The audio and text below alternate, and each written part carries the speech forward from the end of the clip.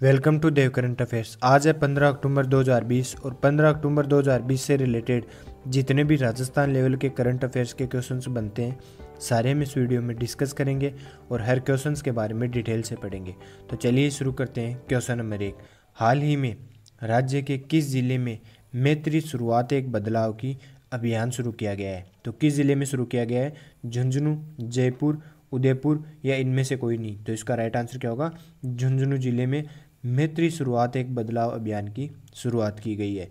Social media के बढ़ते महत्व और इसकी पहुंच को ध्यान में रखते हुए अब पुलिस प्रशासन और आम आदमी को एक मंच पर लाने के कवायद के तहत मैत्री शुरुआत एक बदलाव नाम से नया मंच बनाया जा रहा है। इसकी विविध शुरुआत परमवीर पीरू सिंह राजकीय उच्च माध्यमिक विद्यालय में की जाएगी। अब बात आती है झुंझुनू की। तो ये मैप में देखिए आप, झुंझुनू की स्थापना 1481 से 1488 ईस्वी में झुंझा नामक जाट ने की थी। क्षेत्रफल की हम बात करें तो 5928 वर्ग किलोमीटर झुंझुनू का क्षेत्रफल है। और शुभंकर की हम बात करें तो काला तितर झुंझुनू का शुभंकर है। झुंझुनू जयपुर संभाग में आता है। इस संभाग की एक खास बात है, यह एकमात्र राज्य का संभाग है जिसमें 5 जिले आते हैं। और 5 जिले कौन कौन से हैं? जयपुर, दौसा, अलवर, सीकर और झुंझुनू। मिट्टी की हम बात करें तो झुंझुनू में रेतीली मिट्टी पाई जाती है। झुंझुनू से रिलेटेड कुछ इंपॉर्टेंट क्वेश्चंस और देखते हैं हम। झुंझुनू का प्राचीन उपनाम है शेखावाटी प्रदेश और झुंझुनू का भौगोलिक उपनाम है शेखावाटी का सिरामौर झुंझुनू को कहा जाता है। यह जिला हवेलियों एवं भित्ति चित्रों के लिए प्रसिद्ध है। नदियों की हम बात करें तो यहाँ पर कातली नदी बहती है। और झुंझुनू में पेनोरमे की बात करें तो झुंझुनू में वार मेमोरियल का पेनोरमा स्थित है। झुंझुनू के लिंगानुपात की हम बात करें तो 950 झुंझुनू का लिंगानुपात है। और साक्षरता में देखें तो राज्य में तीसरा स्थान है साक्षरता में 74.1% के साथ। अब तीसरा स्थान झुंझुनू का है तो पहला और दूसरा किसका है? तो पहला स्थान है कोटा का साक्षरता में और दूसरा स्थान है जयपुर का और चौथा स्थान है सीकर का। सर्वाधिक पुरुष साक्षरता वाला जिला भी झुंझुनू ही है। और झुंझुनू में जलाशय की हम बात करें तो अजीत सागर बांध, पन्ना साहब का तालाब और समस तालाब भी झुंझुनू में स्थित है। आपनी योजना जर्मनी की सहायता से चलाई जा रही है यहाँ पर, जिससे पेयजल की आपूर्ति होती है। इस योजना के तहत हनुमानगढ़, चूरू, झुंझुनू में पेयजल की आपूर्ति करवाई जाती है। हाल ही में राज्य सरकार द्वारा झुंझुनू जिले को innovation hub for excellence in school education के रूप में विकसित करने का निर्णय लिया है। प्रसिद्ध स्थलों की हम बात करें तो यहाँ पर रानी शक्ति का मंदिर भी प्रसिद्ध मंदिर है और खेतड़ी का महल भी झुंझुनू में स्थित है। मंडावा दुर्ग भी झुंझुनू में स्थित है और महनसर दुर्ग भी झुंझुनू में स्थित है और चिड़ावा की हवेली भी झुंझुनू की प्रसिद्ध है। ये इतने इंपॉर्टेंट क्वेश्चन हैं झुंझुनू से रिलेटेड। चलिए नेक्स्ट क्वेश्चन, हाल ही में राज्य के किस जिले में रीफ 2020 का वर्चुअल आयोजन किया जा रहा है? तो किस जिले में किया जा रहा है? जयपुर, जोधपुर, बीकानेर या इनमें से कोई नहीं? तो इसका राइट आंसर क्या होगा?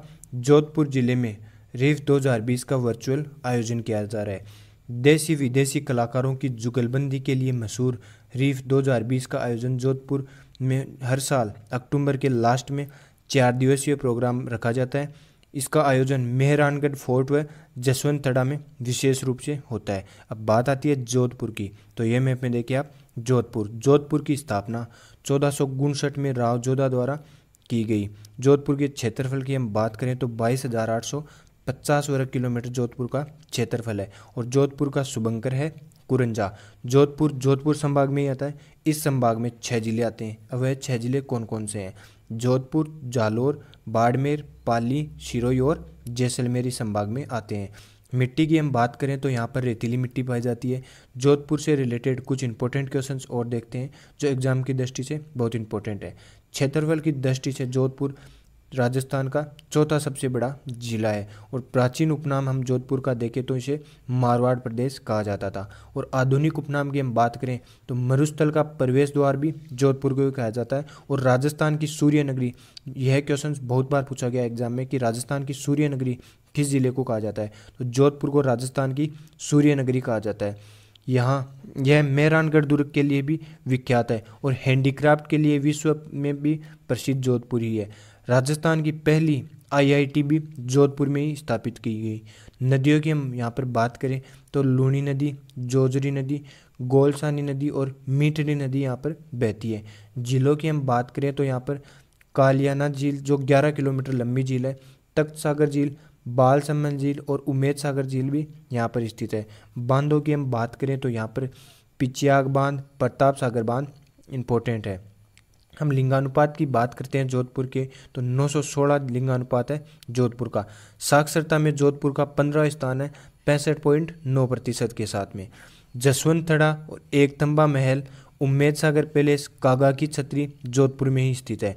जोधपुर से रिलेटेड हाल ही में जो इम्पोर्टेंट क्वेश्चंस आए हैं उनके बारे में भी हम देखते हैं। हाल ही में आर्टिफिशियली इंटेलिजेंस क्षेत्र का भारत का पहला सुपर कंप्यूटर DGX 100 भी जोधपुर में स्थापित किया गया है। और राजस्थान भूमि विकास बैंक के क्षेत्रीय कार्यालयों को जोधपुर कार्यालय में विलय भी हाल ही में किया गया है। भारतीय वायुसेना की स्क्वाड्रन लोयन की तैनाती जोधपुर सैन्य हवाई अड्डे पर ही हाल ही में की गई है। ये इतने इंपॉर्टेंट क्वेश्चन हैं जोधपुर से रिलेटेड। चलिए नेक्स्ट क्वेश्चन। हाल ही में मेहरानगढ़ फोर्ट की ओर से अंतर्राष्ट्रीय स्तर का कौन सा फेस्टिवल फरवरी के लिए प्रस्तावित किया गया है? तो कौन सा फेस्टिवल प्रस्तावित किया गया है? सूफी फेस्टिवल, वस्त्र फेस्टिवल, उपरोक्त दोनों या इनमें से कोई नहीं? तो इसका राइट आंसर क्या होगा? सूफी फेस्टिवल हाल ही में मेहरानगढ़ फोर्ट की ओर से प्रस्तुत किया गया है।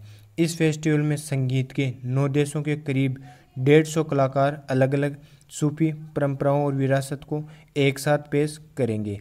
चलिए नेक्स्ट क्वेश्चन। हाल ही में राज्य में उपजिला चिकित्सालय स्तर तक ऑक्सीजन प्लांट लगाने की घोषणा किसने की है? तो किसने की है? राजनाथ सिंह, डॉक्टर रघु शर्मा, गोविंद सिंह डोटासरा या इनमें से कोई नहीं? तो इसका राइट आंसर क्या होगा? डॉक्टर रघु शर्मा।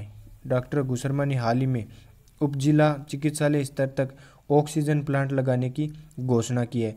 अब राज्य में कोरोना के बढ़ते संक्रमण को देखते हुए चिकित्सालय में ऑक्सीजन की कमी को देखते हुए ऑक्सीजन प्लांट लगाने की शुरुआत की गई है। चलिए नेक्स्ट क्वेश्चन। हाल ही में राज्य सरकार ने पुलिस हिरासत में रखे गए बंदियों का खुराक भत्ता 30 रुपये से बढ़ाकर कितना रुपये कर दिया गया है प्रतिदिन का? 70 रुपये, 80 रुपये, 90 रुपये या इनमें से कोई नहीं? तो इसका राइट आंसर क्या होगा? 70 रुपये कर दिया गया है। हाल ही में राज्य सरकार ने पुलिस हिरासत में रखे गए बंदियों का खुराक भत्ता 30 रुपये से बढ़ाकर प्रतिदिन का 70 रुपये कर दिया गया है। चलिए नेक्स्ट क्वेश्चन। हाल ही में राज्य के कितने जिलों में एक साथ डिजिटल हेल्थ सर्वे प्रोजेक्ट शुरू किया गया है? तो कितने जिलों में किया गया है? 4 जिले, 5 जिले, 6 जिले या इनमें से कोई नहीं? तो इसका राइट आंसर क्या होगा?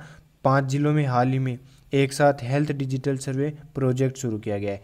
अब वह 5 जिले कौन कौन से हैं? जोधपुर, अजमेर, सीकर, उदयपुर और सिरोही। इन 5 जिलों में एक साथ डिजिटल हेल्थ सर्वे प्रोजेक्ट शुरू किया गया है।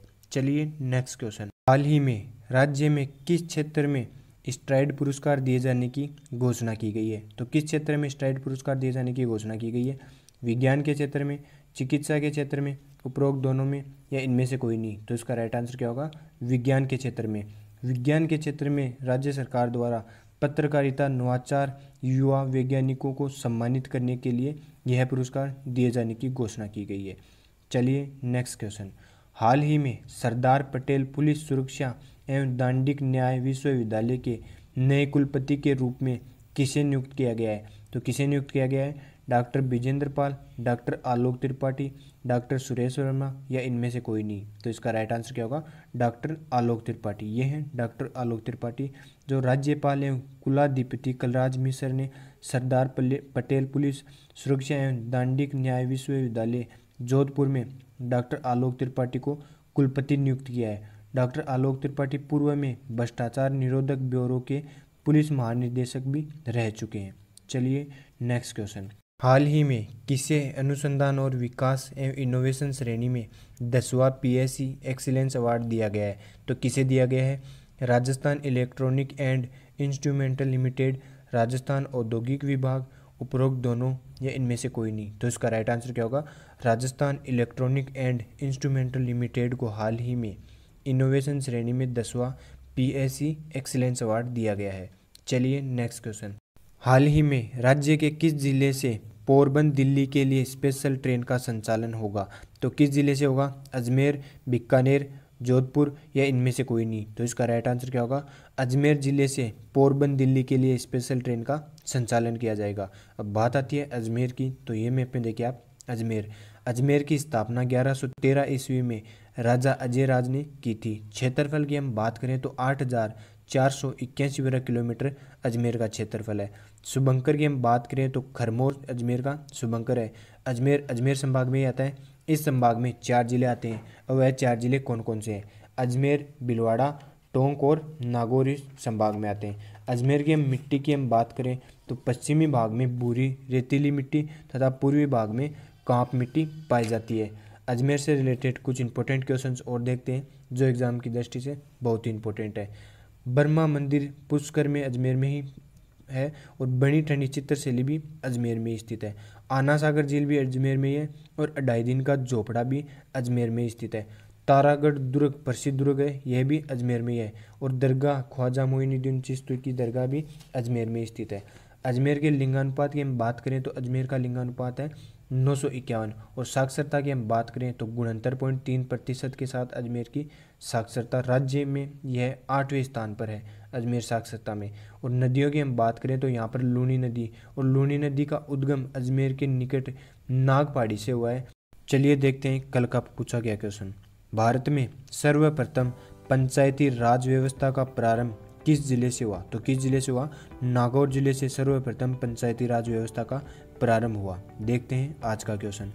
राजस्थान की सूर्य नगरी किस जिले को कहा जाता है, तो सूर्य नगरी किस जिले को कहा जाता है, अजमेर, जोधपुर, जैसलमेर या इनमें से कोई नहीं। तो इसका राइट आंसर आप कमेंट बॉक्स में देना। अगर ये वीडियो आपको ज़रा सा भी हेल्पफुल लगे तो इसे लाइक करना, सब्सक्राइब करना।